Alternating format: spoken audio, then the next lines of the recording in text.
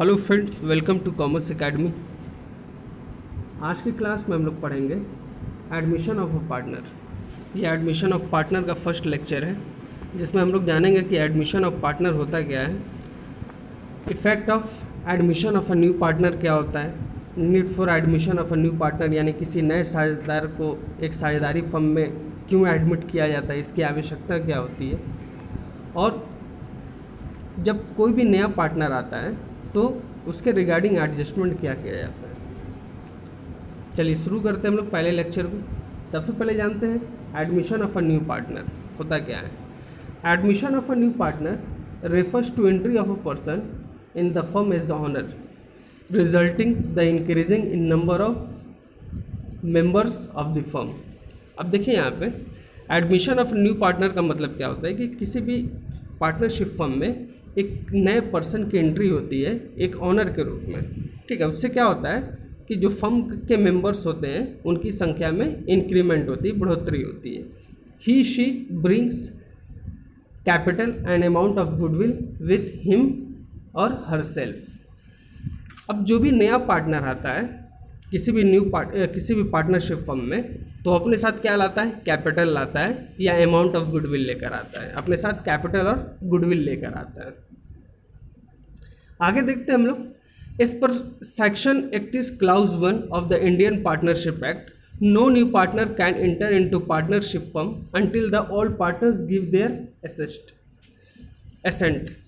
अब देखिए यहाँ पे कि इंडियन पार्टनरशिप एक्ट की धारा 31 क्लाउज 1 के अनुसार कोई भी नया पार्टनर एक पार्टनरशिप फर्म में एंट्री नहीं कर सकता है उस समय तक जब तक कि पुराने साझेदार उसको सहमति ना देते हों। अ new partner after admission will be responsible for all acts of the firm, but he will not be responsible for the acts committed by the firm before his admission. अब देखिए यहाँ पे जब कोई भी नया पार्टनर एक पार्टनरशिप फर्म में आ जाता है तो उस पार्टनरशिप फर्म की हर एक्टिविटीज़ के लिए वो रिस्पॉन्सिबल होता है, लेकिन उसके एडमिशन से पहले पार्टनरशिप फर्म में जो भी एक्टिविटीज़ हुई हैं वो उसके लिए रिस्पॉन्सिबल नहीं है। ना वो एडमिशन से पहले पार्टनरशिप में होने वाले प्रॉफिट को शेयर कर सकता है, ना ही लॉस को शेयर कर सकता है, ना किसी भी एक्मुलेटेड प्रॉफिट या रिजर्व हो उसको जो है शेयर कर सकता है। तो कोई भी अगर उसके एडमिशन से पहले पार्टनरशिप फर्म के पास बेनिफिट है तो वो उसको एंजॉय नहीं कर सकता है, ना ही वो लॉस की भरपाई करेगा। हाँ, एडमिशन के बाद जो है अगर पार्टनरशिप फर्म में जो भी एक्टिविटीज़ होती है वो उसके लिए रिस्पॉन्सिबल होता है। अगर प्रॉफिट है तो वो उसको एंजॉय करेगा और लॉस है तो उसको सेक्रीफाइस करना पड़ेगा। चलिए आगे देखते हैं। When a new partner is admitted technically there is a change in the constitution of the firm. अब देखिए यहाँ पे जब भी नया पार्टनर एडमिट करता है तो एक पार्टनरशिप फर्म का क्या होता है, पुनर्गठन हो जाता है, यानी कॉन्स्टिट्यूशन ऑफ द फर्म हो जाता है। In fact, on the admission of a new partner, the existing partner agreement comes to an end and new agreement comes into effect. अब देखिए यहाँ पे जब नया पार्टनर आता है तो क्या होता है कि एक साझेदारी फर्म का पुनर्गठन होता है, जिससे जो भी पुराने पार्टनरशिप एग्रीमेंट होते हैं, ठीक है, वो ख़त्म हो जाते हैं और उसकी जगह पे एक नया पार्टनरशिप एग्रीमेंट तैयार किया जाता है, नया पार्टनरशिप डीड तैयार किया जाता है। दस the firm is reconstituted under a fresh agreement. इस प्रकार जो साझेदारी फर्म होती है उसका पुनर्गठन किया जाता है एक नए समझौते के अंतर्गत, यानी फिर से फर्म को रिकॉन्स्टिट्यूट किया जाता है और उसके लिए क्या करते हैं, एक फ्रेश एग्रीमेंट तैयार किया जाता है among the old and new partners. चलिए आगे देखते हैं हम लोग। अब अगला जो टॉपिक है वो है effect of admission of a partner. अब देखिए यहाँ पे जब नया पार्टनर आता है तो पार्टनरशिप फर्म में उसका क्या इफेक्ट पड़ता है हम लोग ये समझेंगे। क्या क्या इफेक्ट पड़ता है देखते हैं। सबसे पहला, the effect of admission of a new partner on the firm is that there is change in the relation of the partners and reconstitution of the partnership firm. अब देखिए यहाँ पे सबसे पहला जो इफेक्ट पड़ता है किसी नए पार्टनर के आने से कि साझेदारी फर्म को क्या करते हैं, रिकॉन्स्टिट्यूट करते हैं, यानी उसका पुनर्गठन किया जाता है, जिससे क्या होता है कि जो भी पार्टनर होते हैं उनके रिलेशन चेंज हो जाते हैं। अब जैसे कोई भी नया पार्टनर जब आता है तो जितने भी ओल्ड पार्टनर होते हैं वो क्या करते हैं, उस नए पार्टनर को अपने हिस्से में से उसे हिस्सा देते हैं प्रॉफिट और लॉस का। तो जिससे क्या होता है कि प्रॉफिट शेयरिंग रेशियो में चेंजिंग होती है। तो क्या होता है कि जो भी पार्टनर है उनका पोजीशन भी क्या होता है, बदल जाता है, उनके रिलेशन भी बदल जाते हैं। अगला क्या है, the number of partners increases in the firm. New partner के आने से साझेदारी फर्म में जो पार्टनर्स, जितने भी पार्टनर की संख्या है वो क्या होती है, इंक्रीज कर जाती है, बढ़ जाती है। तीसरा देखेंगे, the new partner acquires right of sharing in the future profits of the firm. अब जो नया पार्टनर होता है उसको क्या मिलता है, जो भी फ्यूचर प्रॉफिट होते हैं, यानी एडमिशन के बाद जो भी प्रॉफिट होगा वो क्या करेगा, उसको शेयर करेगा वो। To acquire this right he is generally required to bring his share of goodwill. अब फ्यूचर प्रॉफिट के लिए उसको क्या करना पड़ता है कि उसको गुडविल, यानी पार्टनरशिप फर्म का जो भी गुडविल का वैल्यू है, ठीक है, वो अपने शेयर, उसका शेयर जितना है पार्टनरशिप फर्म में, ठीक है, उतना वो क्या करेगा, गुडविल लेकर लाएगा। ठीक है, वो गुडविल लाता है इसलिए, अब यहाँ पे एक ये भी कॉन्सेप्ट क्लियर हो जा रहा है कि एक नया पार्टनर अपने साथ गुडविल क्यों लाता है, ताकि वो फ्यूचर प्रॉफिट को क्या कर सके, इंजॉय कर सके।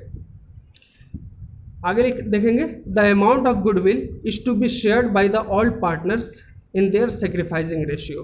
अब देखिए यहाँ पे जो भी गुडविल का अमाउंट होता है वो ऑल पार्टनर्स आपस में शेयर कर लेते हैं। कौन सी रेशियो पे, जितना वो सेक्रीफाइस करते हैं। मैंने अभी बताया आपको कि जब कोई भी नया पार्टनर आता है तो पुराने पार्टनर क्या करते हैं, अपने प्रॉफिट शेयरिंग रेशियो में से कुछ हिस्सा उसे देते हैं। तो न्यू पार्टनर के आने की वजह से जितना भी वो सेक्रीफाइस कर रहे हैं वो न्यू पार्टनर के थ्रू जो भी गुडविल लाया जा रहा है उसको क्या करेंगे, आपस में बांट लेते हैं। ठीक है, किस रेशियो में, सेक्रीफाइसिंग रेशियो में, जितना वो अनुपात त्याग कर रहे हैं उसमें। आगे देखते हैं, अगला जो पॉइंट है, the new partner acquires right of sharing in the asset of the firm. अब जो नया पार्टनर होता है उसके पास अधिकार होता है कि वो फर्म के एसेट में शेयर कर सकता है, फर्म के एसेट को शेयर कर सकता है। To acquire this right he is usually brings in an agreed amount of capital in cash or kind or both. देखिए यहाँ पे एक न्यू पार्टनर का जब एडमिशन होता है तो पार्टनरशिप फर्म की जो भी एसेट होती है उस पर भी उसका अधिकार हो जाता है। लेकिन इस अधिकार को प्राप्त करने के लिए उसे क्या करना पड़ता है, कैपिटल लाना पड़ता है। जितना ऑल पार्टनर एग्रीड करते हैं, कैपिटल के लिए जितना अमाउंट एग्रीड करते हैं, जितना तय करते हैं ऑल पार्टनर्स, उतना उसको कैपिटल के रूप में लाना पड़ता है। अब वो कैपिटल के रूप में कैश भी ला सकता है और एसेट के रूप में भी ला सकता है, या कैश और एसेट दोनों के रूप में ला सकता है। चलिए आगे देखते हैं। The effect of admission of a partner is that the capital base of the firm increases and the firm is in position to have experienced person of the management or working of the firm। अब नया partner के आने से effect ये भी होता है कि फर्म का जो कैपिटल होता है वो इंक्रीज कर जाता है, साथ ही साथ जो है एक पार्टनरशिप फर्म को एक एक्सपीरियंस्ड पर्सन मिल जाता है। यानी कोई भी जो नया पार्टनर हो को तभी एंट्री की जाती है। यानी एक ओल्ड पार्टनर नया पार्टनर को क्यों लाना चाहेगा, एक तो कैपिटल मिल जाए और साथ ही साथ वो चाहेगा कि वो नया पार्टनर ऐसा हो जिसके पास अच्छा एक्सपीरियंस हो, जिसके अंदर अच्छी मैनेजमेंट की कैपेबिलिटी हो, जिसके पास अच्छा वर्किंग एक्सपीरियंस हो, ताकि वो एक पार्टनरशिप फर्म को और आगे की तरफ बढ़ा सके, उसका विकास कर सके, डेवलपमेंट कर सके, विस्तार कर सके। अगला देखते हैं, the firm's reputation is enhanced by admitting influential and reputed person into firm. अब नया पार्टनर अगर रेपुटेटेड पर्सन है, यानी मार्केट में उसकी अच्छी पहचान है, तो उससे क्या होता है, फर्म का जो रेपुटेशन होता है वो बढ़ जाता है उस नए पार्टनर के आने की वजह से। और हर ऑल पार्टनर्स यही चाहेंगे कि उसका जो न्यू पार्टनर है वो एक रेपुटेटेड पर्सन हो, उसका अच्छा गुडविल हो, उसके पास अच्छा वर्किंग नॉलेज हो, अच्छा एक्सपीरियंस हो, मैनेजमेंट की कैपेबिलिटी हो, जिससे वो अच्छी तरीके से उसके साथ मिलकर पार्टनरशिप फर्म को चला सके और उसका डेवलपमेंट कर सके, एक्सटेंशन कर सके, विस्तार कर सके। चलिए आगे देखते हैं हम लोग। चलिए अगले टॉपिक में हम लोग जानेंगे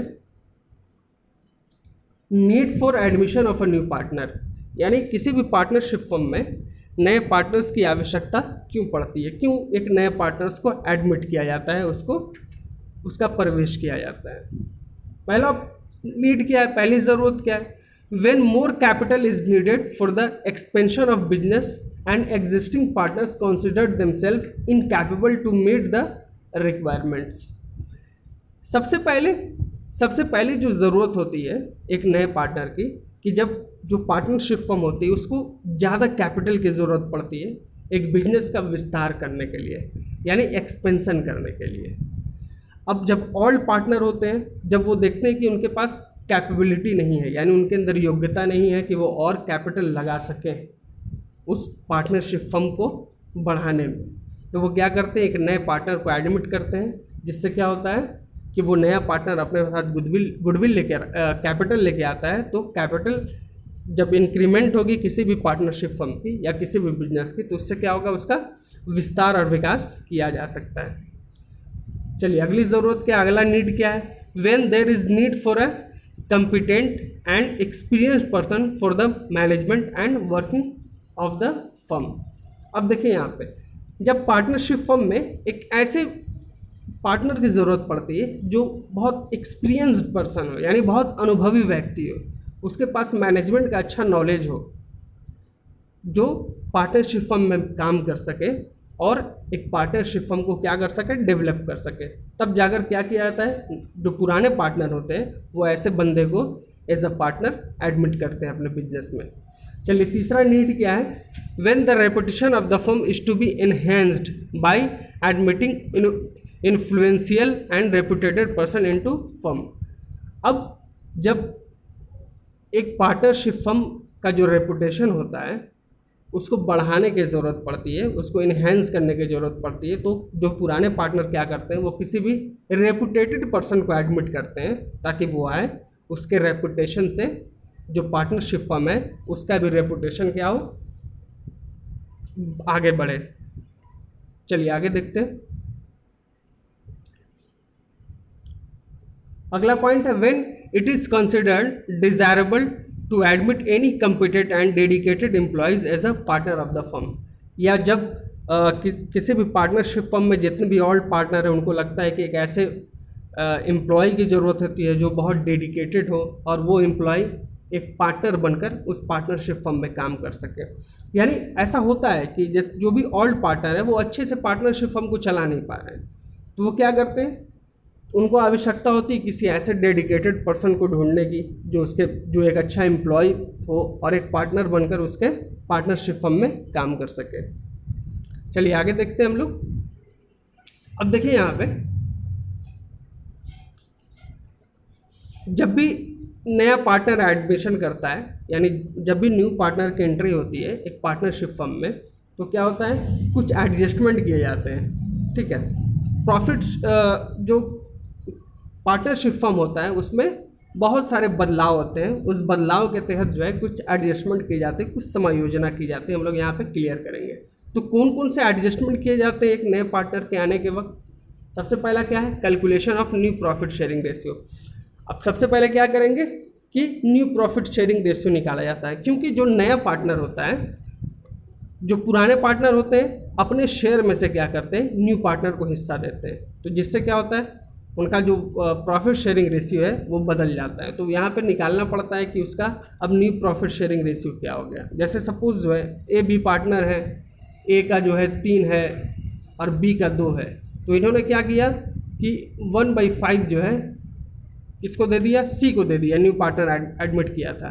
तो अब ये 1/5 को जो शेयर है उसको सेक्रीफाइस करना पड़ेगा, किसको, ए और बी अपने शेयर में से सेक्रीफाइस करेंगे। तो उससे क्या होगा कि जो प्रॉफिट शेयरिंग रेशियो है वो बदल जाएगा। चलिए दूसरा क्या है, कैलकुलेशन ऑफ सेक्रीफाइसिंग रेशियो। जब भी न्यू पार्टनर आता है तो वो क्या करता है, पुराने पार्टनर्स के शेयर में से प्रॉफिट शेयरिंग रेशियो लेता है, जिससे क्या होता है जो भी न्यू पार्टनर होते हैं, ओल्ड पार्टनर होते हैं, उनको क्या करना पड़ता है, सेक्रीफाइस करना पड़ता है। तो यहाँ पे ये कैलकुलेट करना पड़ता है कि जितने भी ओल्ड पार्टनर हैं न्यू पार्टनर के आने के बाद जो है कितना शेयर सेक्रीफाइस कर रहे हैं। चलिए तीसरा क्या है, अकाउंटिंग ट्रीटमेंट ऑफ गुडविल। अब यहाँ पे न्यू पार्टनर जब आता है तो क्या होता है, goodwill, accounting treatment of goodwill किया जाता है, यानी गुडविल का फर्म में वैल्यू कितना है ये कैलकुलेट किया जाता है, ठीक है, वो भी एज पर अकाउंटिंग स्टैंडर्ड 10 के अकॉर्डिंग। चलिए चौथा क्या है, revaluation of assets and liabilities.